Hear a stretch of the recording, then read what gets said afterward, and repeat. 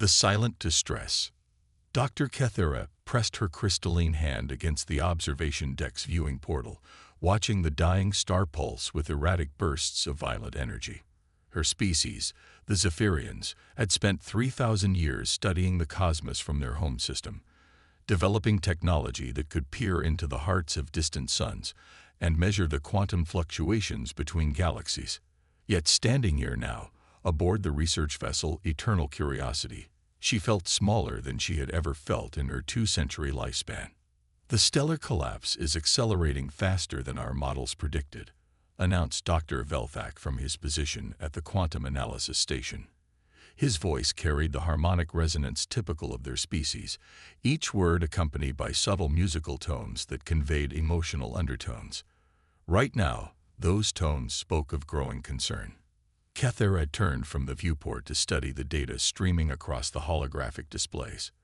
The star before them had been chosen for this expedition precisely because their calculations indicated it would remain stable for at least another 50 standard cycles.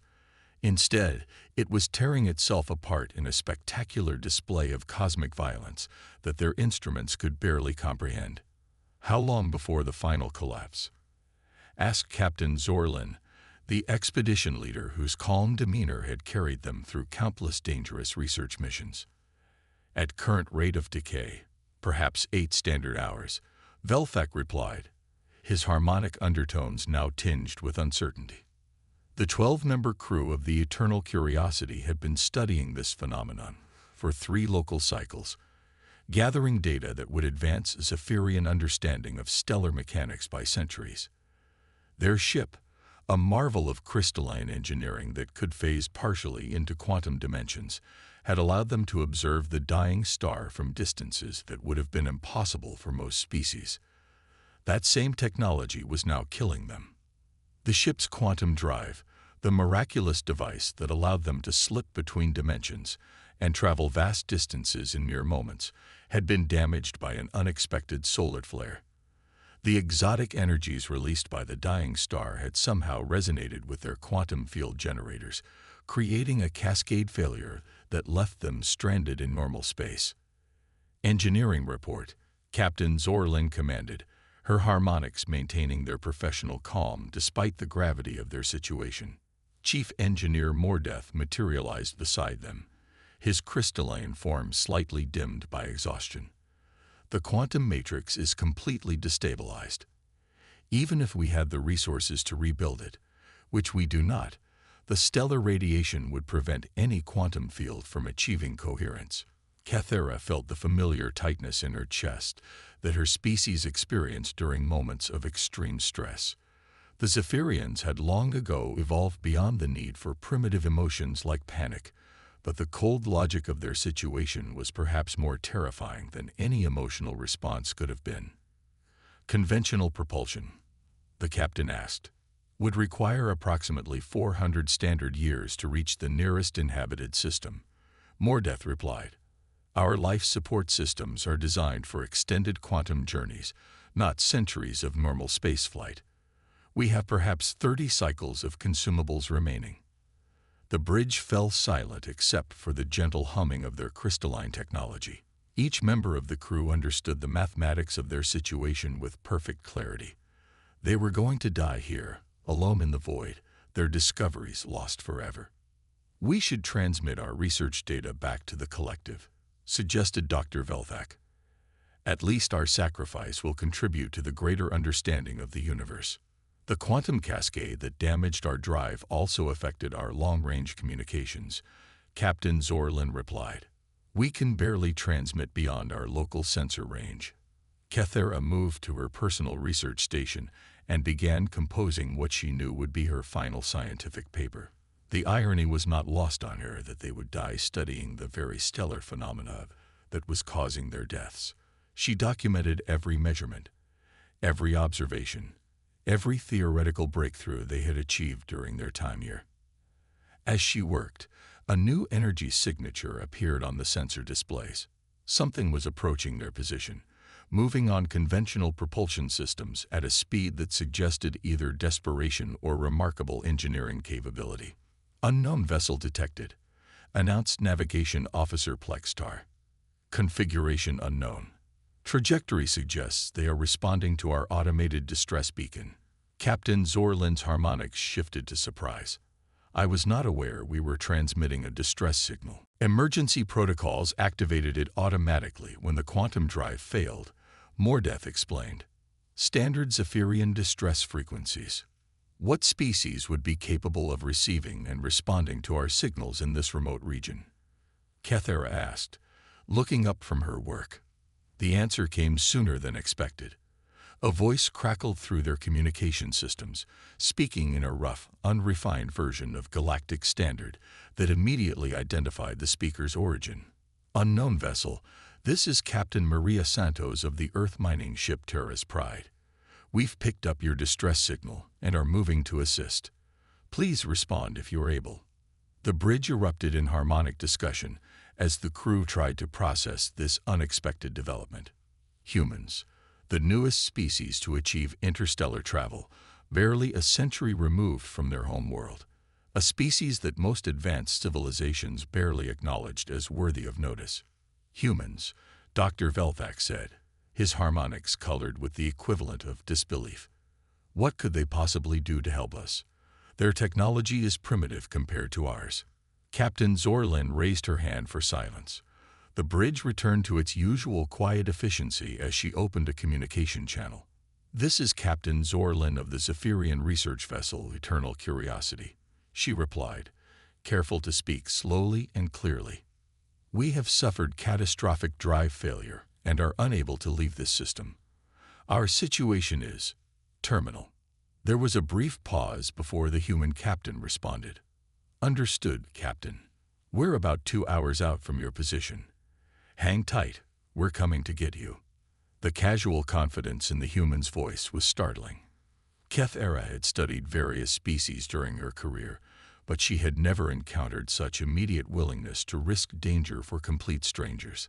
Most civilized species would have offered condolences and perhaps agreed to carry news of their fate back to Zephyrian space.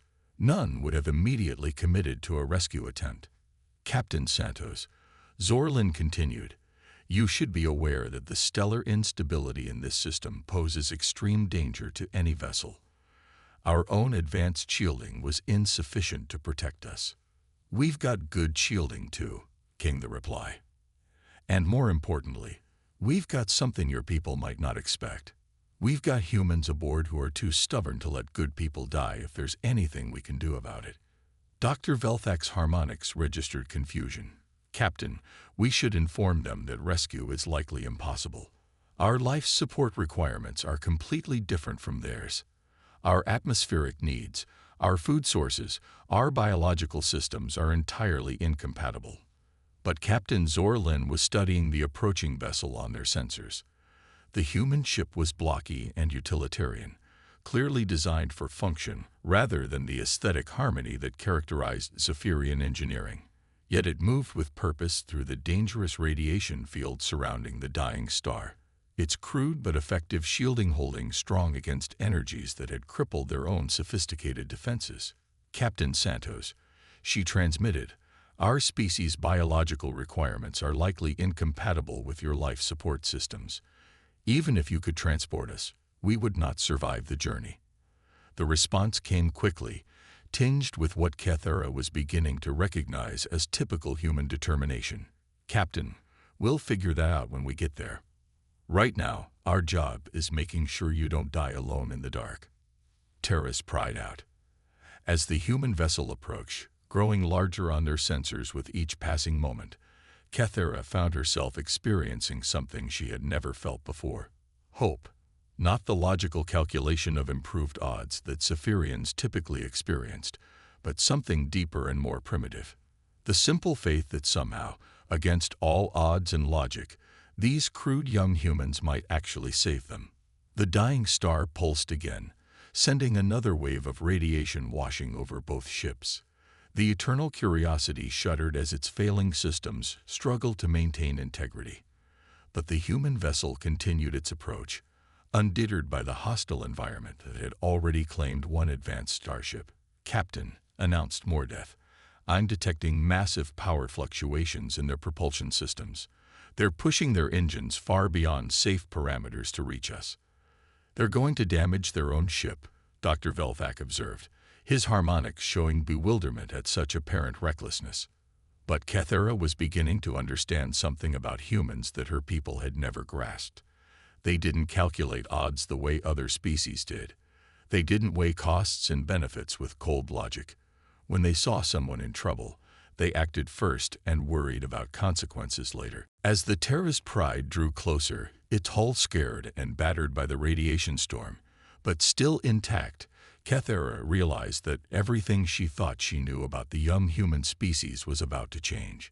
And perhaps, if they survived this encounter, everything the galaxy thought it knew about humans would change as well. The rescue was about to begin.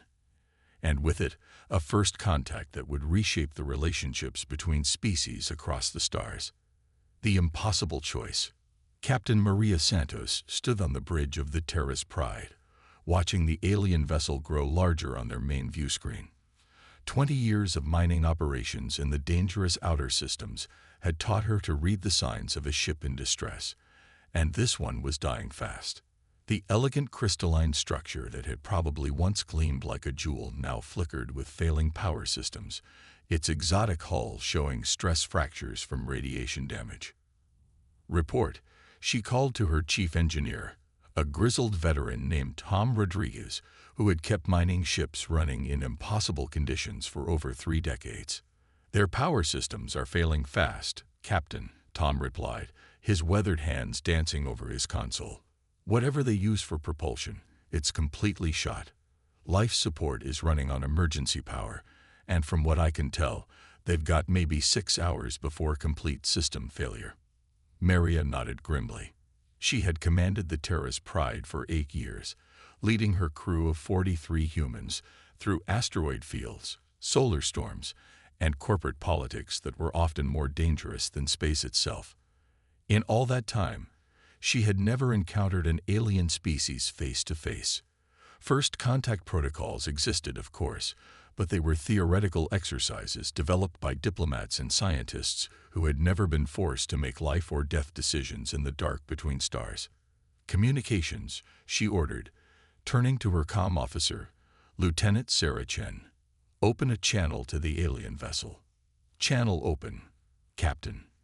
Zephyrian vessel, this is Captain Santos. We're going to attempt a docking maneuver. Can you provide us with technical specifications for your airlock systems? The response came in that strangely musical voice that had characterized all their previous communications. Captain Santos, our docking systems are incompatible with any known human technology. Additionally, our atmospheric requirements include gases that are toxic to most species. Tom Rodriguez looked up from his engineering station. Captain, I've been scanning their ship. Their atmospheric composition is mostly nitrogen with trace amounts of xenon and some kind of noble gas I've never seen before. Temperature is about 20 degrees below our standard. Their gravity is roughly half of Earth normal. Maria turned to Dr. James Wright, the ship's medical officer and closest thing they had to a xenobiologist. Doc, can humans survive in that environment? For short periods, with proper equipment, Wright replied. The bigger question is whether they can survive in ours. That gas mixture would kill us in minutes, and we have no idea how their biology works. Captain, came the alien voice again, we do not wish to endanger your crew attempting an impossible rescue. Perhaps it would be better if you simply recorded our final transmissions for delivery to our people. Maria felt something burn in her chest at those words. She had grown up in the mining colonies of Titan, where survival depended on everyone looking out for everyone else. The idea of abandoning someone to die alone in space violated every principle she had been raised with. Negative on that, Captain Zorlin, she replied firmly. We didn't come all this way just to watch you die. Tom, I need options. The engineer was already deep in analysis mode, his fingers flying over his console as he studied the alien ship's configuration. Their hull is some kind of crystalline composite, completely different from anything we've worked with. But he paused, his expression thoughtful. Their energy signatures suggest they use some kind of harmonic resonance in their systems. If we could match those frequencies. Speak plainly, Tom, Maria ordered. I might be able to create a temporary atmospheric bridge between our ships. Not a physical connection, but an energy field that could maintain separate atmospheric conditions while allowing passage between vessels. It's theoretical as hell, and I've never tried anything like it. Dr. Wright stepped forward. Even if that works, Captain, we still have the problem of life support incompatibility. We can't sustain 12 aliens with completely different biological needs. Maria was quiet for a moment, staring at the dying alien ship. She thought about the families back home, the mining colonies that depended on their regular shipments of rare elements. She thought about her crew, good people who had followed her into dangerous situations before, but never anything like this. Then she thought about 12 sentient beings facing certain death in the cold darkness of space, and her decision crystallized. Tom, make it work, she ordered. Whatever you need to do, make it work. Doc, start modifying our cargo holds. We're going to need separate life support systems for our guests. Captain, her first officer, Commander Lisa Park, spoke up quietly. That's going to mean stripping components from our own life support systems. If something goes wrong, then we'd better make sure nothing goes wrong, Maria replied. She opened the communication channel again. Captain Zorlin, we're going to attempt a rescue. My engineer thinks he can create a temporary bridge between our ships. It's risky, but it's better than the alternative. There was a long pause before the alien captain responded, and when she did, her musical voice carried undertones that even human ears could recognize as profound emotion. Captain Santos, why are you risking your lives for strangers? Your species barely knows we exist. We have nothing to offer you in return for this sacrifice. Maria smiled, though she knew the aliens couldn't see it. Captain, where I come from, we have a saying. We leave no one behind. That doesn't just apply to humans. Over the next 2 hours, the crew of the Terra's Pride accomplished what would have been considered impossible by most engineering standards. Tom Rodriguez worked miracles with their harmonic generators, creating a stable energy bridge that maintained separate atmospheric conditions while allowing passage between the two ships. Dr. Wright converted 2 cargo holds into emergency life support systems, cannibalizing components from throughout the ship to create environments that might sustain alien life. The rescue itself was a tense affair. The Zephyrians moved through the energy bridge like living crystal sculptures, their forms refracting light in ways that human eyes had never seen. Despite their advanced technology and centuries of experience, they moved with the careful desperation of people who knew they were completely dependent on strangers for their survival. Dr. Cathera was the last to cross over, pausing at the threshold between ships to look back at the eternal curiosity. Her vessel had been her home for decades, a masterpiece of her people's engineering that now flickered and died in the darkness. It's hard to leave, Dr. Wright said softly, understanding crossing species barriers. It was more than a ship, Cathera replied, her voice carrying harmonics of grief. It was the culmination of 3,000 years of Zephyrian scientific achievement. Then we'll make sure that achievement doesn't die with it, Wright promised. As the Terra's Pride pulled away from the dying Zephyrian vessel, its crew worked frantically to accommodate their alien passengers. The hastily converted cargo holds weren't comfortable by any standard, but they maintained the atmospheric conditions necessary to keep the Zephyrians alive. Captain Zorlin found herself on the human bridge, watching her people's ship grow smaller on the view screen. Captain Santos stood beside her, offering silent companionship in the face of loss. Your people did something today that I would not have believed possible, Zorlin said finally. You risked everything for strangers, knowing you might gain nothing in return. That's what people do, Maria replied simply. At least, that's what people should do. In 3 millennia of galactic observation, we have never encountered such behavior, Zorlin continued. Most species act only in their own self-interest. Even those considered altruistic by galactic standards would have calculated the costs and benefits before acting. Maria turned to look at the alien captain, studying the play of light through her crystalline features. How do you calculate the value of a life, Captain? How do you weigh someone's existence against engine components or life support systems? We have formulas, Zorlin admitted, her harmonics showing uncertainty. Equations that balance individual survival against group welfare, efficiency calculations that optimize resource allocation. And where do those formulas tell you to place the value of hope? Maria asked. How do you calculate the worth of knowing that somewhere in the galaxy, someone cares enough to risk everything for a stranger? The journey back to human space took 3 weeks. During that time, the two species learned about each other in ways that centuries of formal diplomacy could never have achieved. The Zephyrians discovered that humans possessed something their advanced civilization had lost somewhere in their rise to technological supremacy: the willingness to act irrationally in service of compassion. The humans learned that intelligence and wisdom were not the same thing, and that sometimes the most advanced beings in the galaxy needed to be reminded of truths that seemed obvious to a young species still learning to walk among the stars. When they finally reached human space, Captain Zorlin made a decision that would reshape galactic politics for generations to come. She opened a direct communication channel to the Zephyrian collective, breaking 3 millennia of isolation to deliver a message that would change everything. This is Captain Zorlin of the research vessel Eternal Curiosity, she transmitted. I am alive because of the actions of humans who risked everything to save strangers. I formally request that the collective open diplomatic relations with Earth immediately. We have much to learn from these people.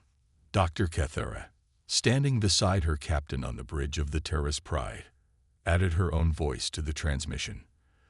The humans have shown us something we have forgotten in our pursuit of perfection.